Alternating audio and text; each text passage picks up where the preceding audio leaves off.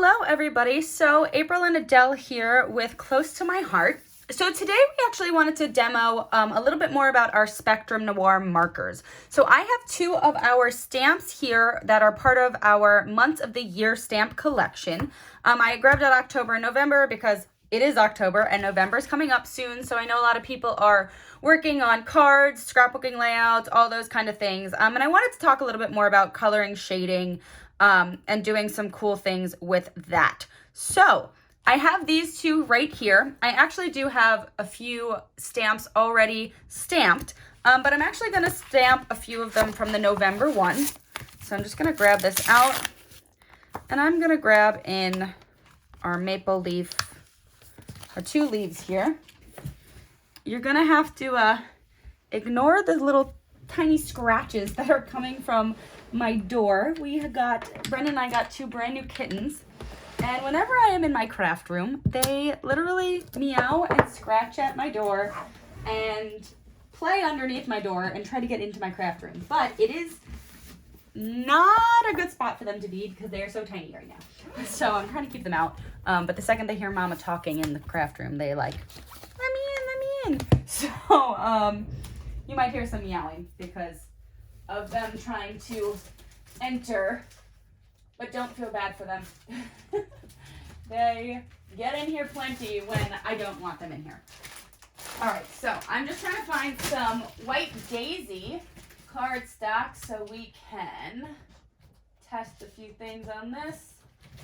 Like I said, everything has been thrown into my craft room because of the kittens, so it's a little bit insane in here. So I've got my intense black ink, and I've got a scrap piece of white daisy. I love to keep my scraps of white because of stamping and doing things like this. I like to fussy cut. It's just a personal thing. But when you got a new stamp, you want to put it on your acrylic block. You want to season that stamp on your skin, however that is, because when you first have a new stamp, they are sticky. So by seasoning it, it is taking away that stickiness and helping it actually grab on the ink. So I'm going to take this and stamp this. Intense black ink is the ink I use the most, especially when we are coloring, because this ink is not supposed to bleed. So I always love it. I usually try to stamp everything too, let it sit for a little bit. You can do it on right away, but I like to let it sit just so it kind of soaks into the paper a little bit more. It does dry instantly, like I said, but I like it to sit a little bit more. And as you see, I'm stamping actually on the edge of the pad. It's because I tend to use this ink a lot. So because of that, I could have cleaned that off, but I didn't. But because of that, when you're stamping a lot here, the ink ends up going to the edge of the stamp pad.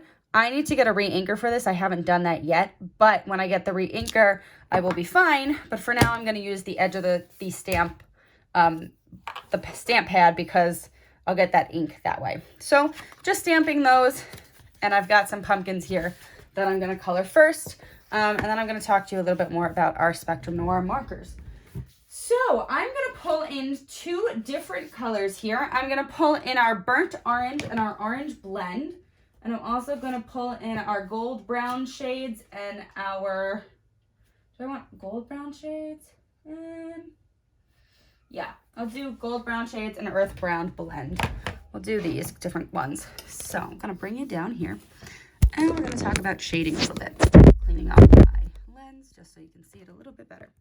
All right, so this is my burnt orange, and there's a bunch of different ways that you can color with these. So tri-blend means there's three different colors. We've got light, mid, and dark. So how I like to do it is I like to go dark, medium, light. I used to do light, dark, medium, light, but I've kind of changed that up. So I actually like to start with dark now and go to medium.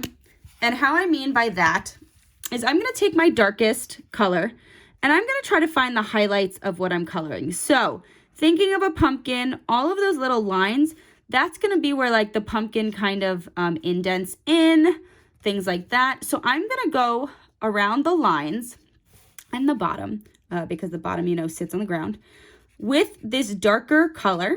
So when I come around with my lighter colors, you're going to see that there is a fade where this is, like where a shadow basically would be. So I'm kind of just filling in some of these spots here. I'm going to leave that open because like the top of the pumpkin is probably going to get the most color. So I did that with my dark. Now I'm going to move over to my mid color, and I'm going to slightly go over the color I just did. And I'm going to kind of pull it towards the center a little bit more. I use this one a lot, so it is a little bit, you hear that squeaking? That means it's used. It's loved more than my other ones. So I'm just going to pull that color in from the center just a little bit. Also, if you're ever finding that your color is getting light or faded out, you can actually keep it like facing downwards towards the way that you're finding that color is fading, if that makes sense. Like if I'm going to store my marker, I'm going to store it where this tip is facing the ground, because the ink will then actually flow back into the tip of the marker. Just a fun fact if you are trying to live out a marker's life. I love these markers because they do have 3 different colors, like I said. So you're actually getting 3 different colors out of one purchase, which is amazing.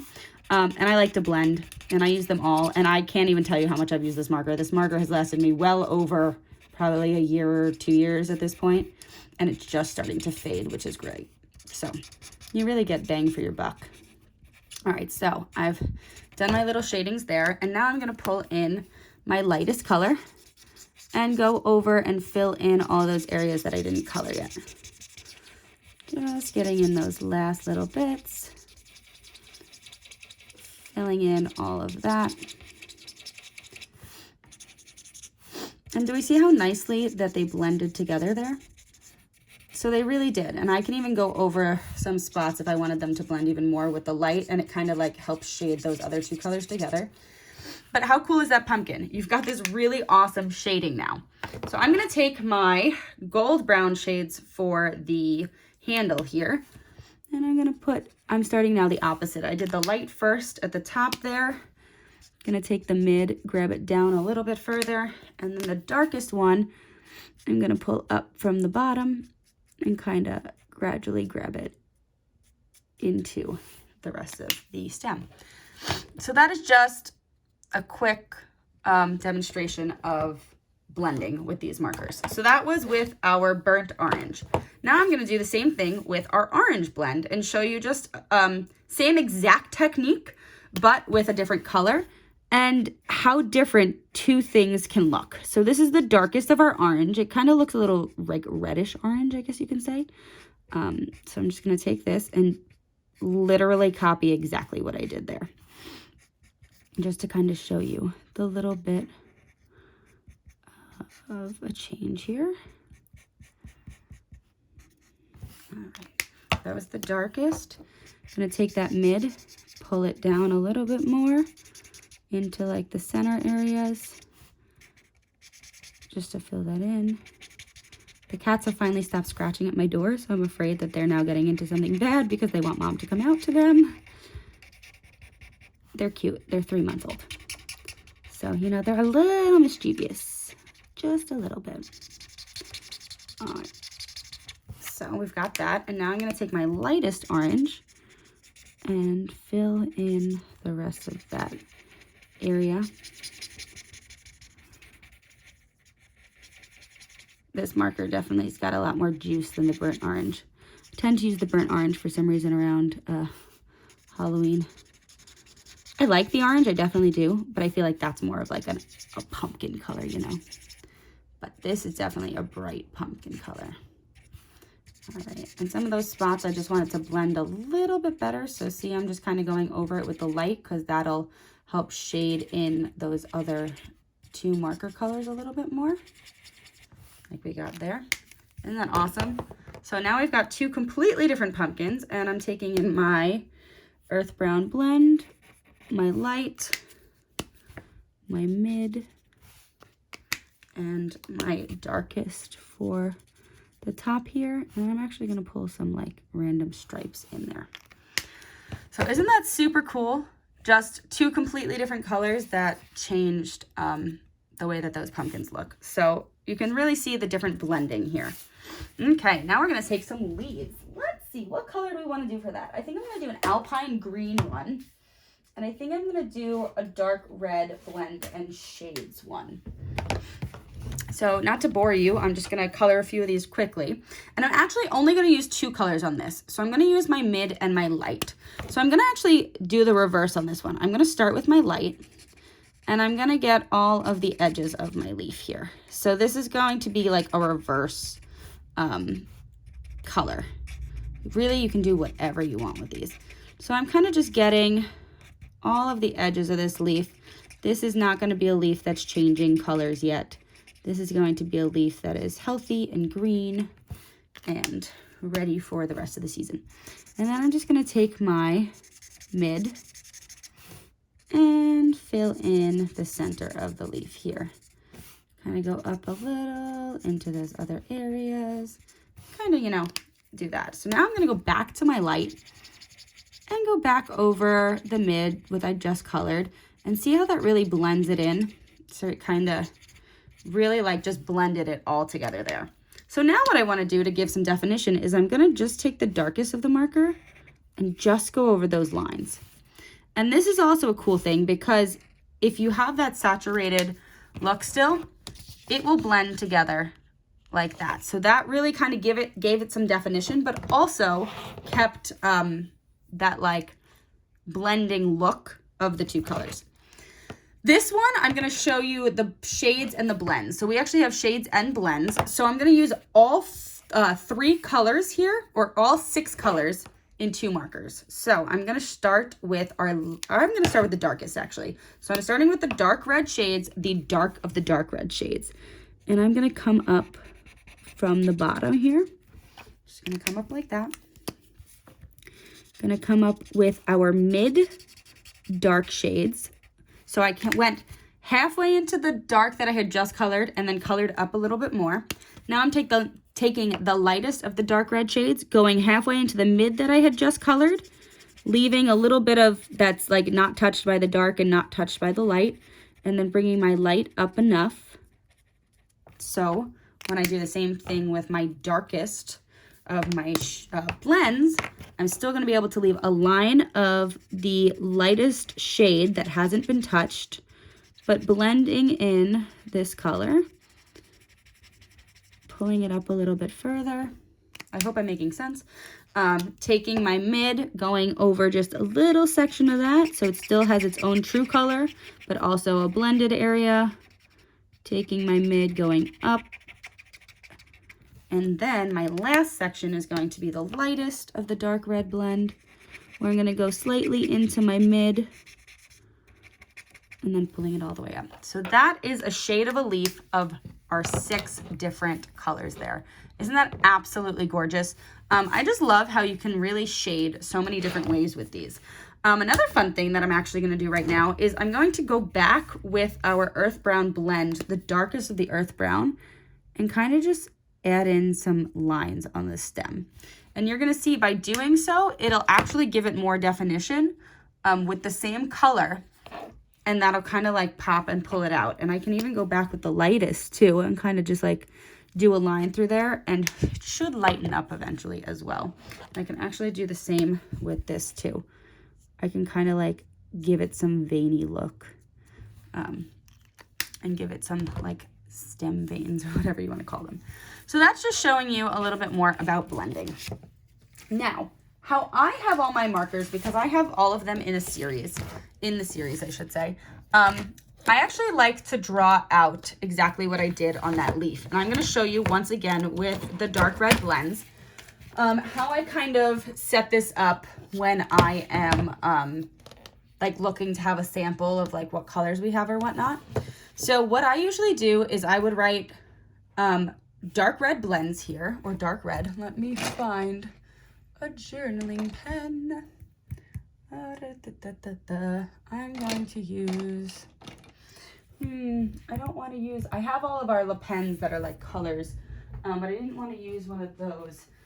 And I just took to school with me all of my other things. So where did I put that? Sorry, I'm a little like thrown all over the place. I was subbing today, so I'm kind of thrown off. I can't find that. Okay, I'm gonna grab in Let's see. See what you write like. Okay, I'm gonna just bite the bullet. I'm using one of our little pens. So I've got my little pen marker here. So I would take this and I would write, okay, this is my dark red. So dark red blend. You're gonna see me do a few different things here. I'm gonna take my lightest color and I'm gonna draw something that looks like that. I'm also gonna take my lightest color and do something that looks like that. Then I'm gonna take my mid, come halfway into that light like I had said, draw it down, and then do that. And then the same thing with the darkest, halfway into that mid, pulling it further down, and doing that. Now I'm gonna take my shades, same thing. Lightest color halfway through that, coming down, doing that. Mid, same thing, halfway, pulling it down, making a line. Dark, halfway, pulling it down, coloring like that. Dark red shades. So now, if I do this for all of my colors, all of the ones that are doubled, I could have all of my colors here, right? That I have 2 markers for, and you can see the nice blend that happened through them. And then by coloring them out here, I actually have each individual color as well. So if I didn't want to blend them, these are the 3 color shaded reds that I have that I can use on any project just to color. So that's a little bit more about our Spectrum Noir markers. There is actually one more other thing that I do want to show you. So I'm going to take my November stamp that I have here, and I'm going to take one of our blocks, and where was that? I think I should be able to write on that. I'm going to season it. If your arm is getting too raw or whatever, you can always use a different part of your body. Anything is good to season your stamps. I season them even if I've used them before. It's just a habit. Whoops. Just a habit, just that way, you know, they are clean, or like ready to go and get ink on them and not gonna pick up your ink. So once again, I'm using the edge of my intense black here, and you can see right through it. This really does need to be inked up or re-inked. So we're doing the best we can right now, but we're just gonna do it. I know you can't see me stamping. I'm down here. Another thing with our cleaning of stamps. So the longer actually you let it sit to on your paper, the more it'll soak up. But I knew that one was getting a little dry, so I do have to re-ink my intense black, like I said. But with the intense black, because it is a different kind of ink, I actually like to use our spritz cleaner on this. And our chamois, we actually have a new chamois case, which is beautiful, which helps it dry. See, I'd have to go get it wet right now, but I actually spray that first, and you should have a wet chamois. So let me just get this a little bit wet with what I've got here. And then I can actually wipe with my chamois and the spritz cleaner, and it really does help get the intense black coloring off. Normally, if you just tried to clean it without doing that, you're gonna kind of have that black ink still on it. See how like I just wiped that, it's still a little bit darker. So if I do spray it with the spritz cleaner, it tends to clean the intense black off of your stamp a little bit better. See how that really like kind of got it back to a more clear stamp. So I tend to use my spritz cleaner when I am using intense black ink. And I should have a list of every product that I am using at the bottom of this YouTube video, so you should be able to see everything, and you can start a list if you would like to purchase anything. All right, so stamp chamois case, put it back in there, close up the case, and voila, ready to dry for later on. Okay, so I've got my November here, And I am going to take, what color do I want to take now? There's so many different colors.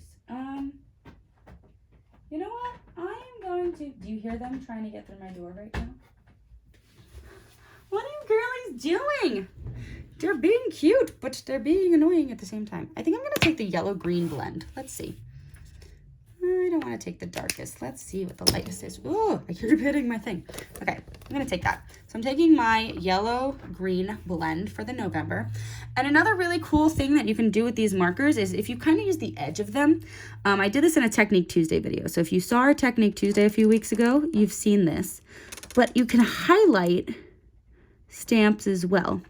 I'm kind of also going to just like fill in the stamp as I go, which is also great because you can kind of cover that. But by highlighting this, I'm kind of just following the shape that is already on the stamp, but it kind of just highlights the word a little bit more. So see how I'm just kind of following what was already drawn there? And I'm following it along the right side of the words, but I'm also following it underneath. So I'm making sure I'm not going above the words, and I'm just kind of shadowing. I am filling in the spots where my stamp didn't ink. Like I said, I will be refilling my intense black, this ink, once I go to Mom's house. She's got all the reinkers. So we're doing all of this. I know, baby girls. Sorry. They want in here so bad. They are meowing like crazy. Don't feel bad for them. They're cute, but they get all Mama's attention. And then there you go. So you kind of have that like really cool effect that you can do. I know, baby, with these markers. So, you know, and you can kind of go back over and like fix spots. And that's what I really love about these is you can really like do whatever you want with them. And if you do have like a little error like I did there, we have a blender marker. Let me grab that out. Blender, blender, blender. It's under all my others. Okay, I've got a blender marker here that I can take and I can kind of just color into that one spot and it just makes it disappear. So once this is dry, you won't even be able to see that I made a mistake there. So, all right, that is our demo. I hope you enjoyed. Leave us a comment if you have any questions, and we can't wait to see you at the next weekend.